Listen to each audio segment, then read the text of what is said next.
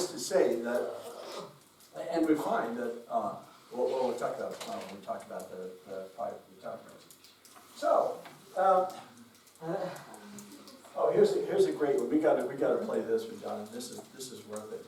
So this is a classic difference between how men and women respond to certain circumstances. It starts bad.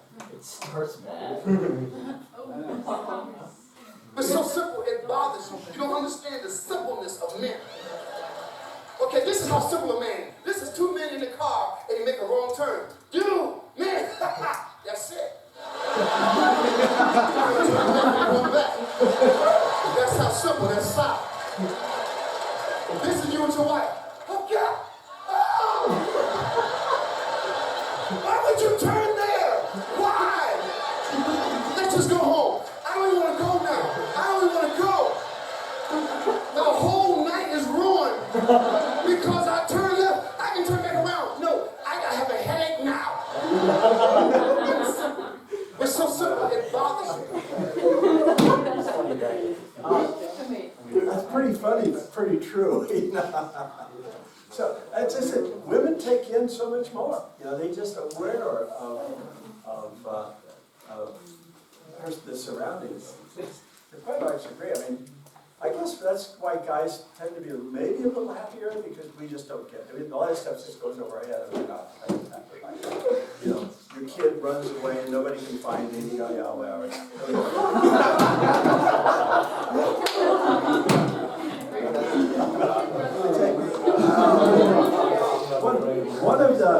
One of the times my wife got the most angry at me was she had gone away to visit her family in Ohio and left our son, who's the time I must have been 10 or 11.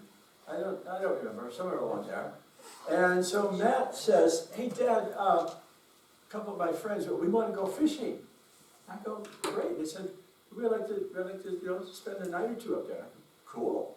So pack your stuff up. So we packed up. So I drove them. We already lived up in the mountains, Gunnison. So come to find out, we're neighbors. He lives only an hour. Well, when he lived in Gunnison, he only lived an hour away from me. Wow. Yeah. So, small world. No, that's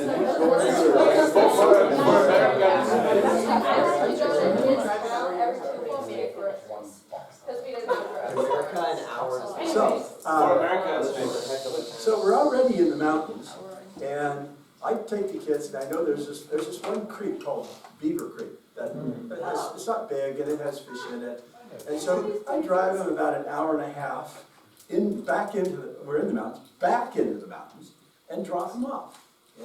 It's like, okay, we'll see you in a couple of days, and I come back home, and then my wife calls and says, "How you doing?" "Good.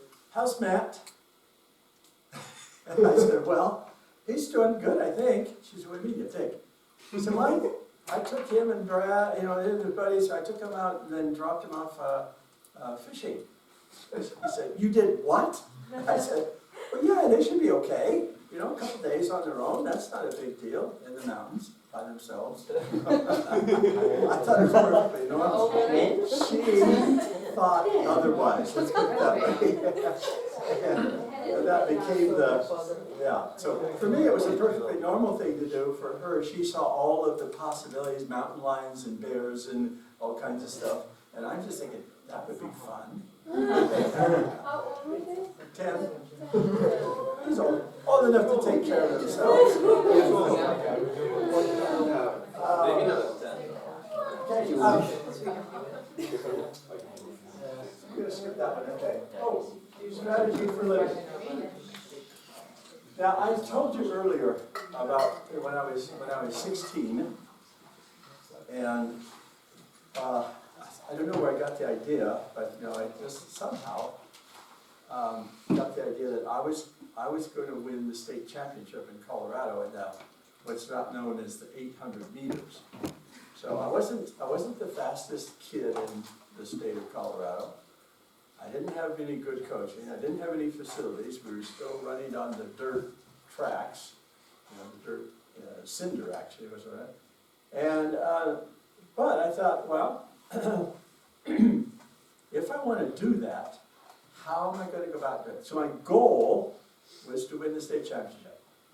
My strategy was, nobody was gonna outwork me. I know there were kids that were better than I was, they were this and that, but nobody's gonna work harder than I do. So I started running to school in the morning, I'd run home, I'd work out, I'd run home. I did that every day. And then in the winter, I would run laps in the gymnasium. I'd run the stairs for hours at a time, and then run home. And so my junior year, my next to last year in school, I totally clutched. We call it choked. I did horrible. I came in last at the state meet. But rather than giving up, I had a little notebook and I said, I'll get it next year. And so the next year I did the same thing, ran just as hard, and won the state championship. So this was the consequence of my goal. Remember I told you how little the medal was? Yeah. That's it right there. Because my expectations were, this big trophy, and I was going to be able to have a hard time carrying it home. Well, they came out and handed me this little medal in a box, and I'm walking across going, oh, man, 2 years of my life for this. Then, of course, it told the story how that was the way I ended up getting into university, and on and on. So when you set goals, when you set a goal, you now have something that you're aiming at. Now, I am what is known as a theistic evolutionist. Okay? I believe in God, created the beginning, but I also believe that we've been around for a while. And I know there's debates on carbon-14 testing, it's good for about 50,000 years.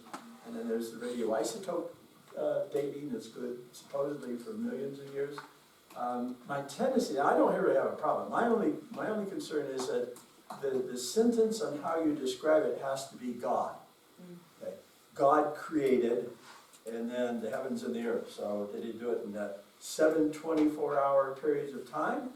Or did he do it in a longer extended period of time?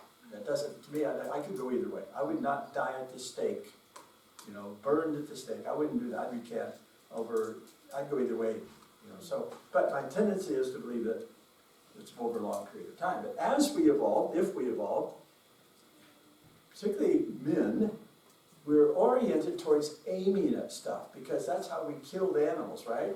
You had to see the animal, you had to aim at it, and then you had to really focus on the aim. And so aiming became a subset of our thinking. And it's not just physically, but what are you focusing on? What are you aiming at? What's your aim in life? See, that's one of the questions. What's your aim in life? What means, what are you looking for? What are you looking at? What are you focusing on? That will then determine the direction that you're going to take. So it's really important that we have these goals, dreams, objectives. And Jonathan, you come up again. I like Denzel Washington's little clip here about dreams and goals. By the way, he's a great Christian guy. You know that? He's a believer, Denzel Washington. Strong believer.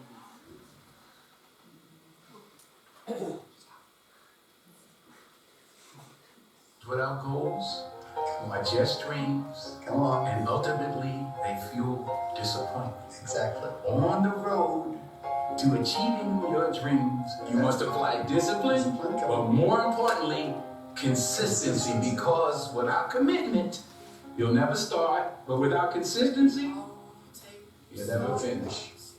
And dreams without goals are just dreams. Come on. Dreams without goals.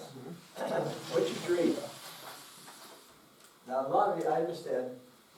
How many of you are 18? How many of you are under 20? Let's put it that way. Okay. Okay, good.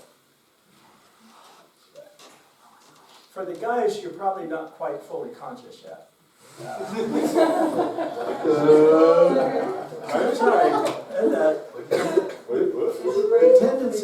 the tendency is for girls to mature probably 4 to 5 years faster than men. Okay? Yeah, 4 to 5.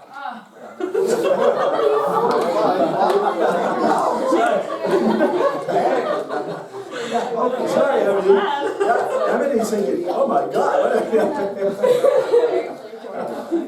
to marry like an 80-year-old. Welcome to the 70s.